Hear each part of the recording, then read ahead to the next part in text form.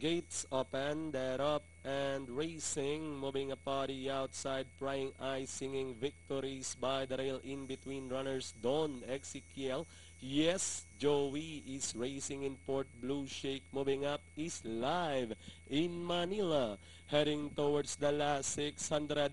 It's singing victory, leading the field by 3/4 of a length lead. Prying eyes is racing in third. Yes, Joey is running in fourth at this moment. Then comes live in Manila Blue Shake as they turn for home.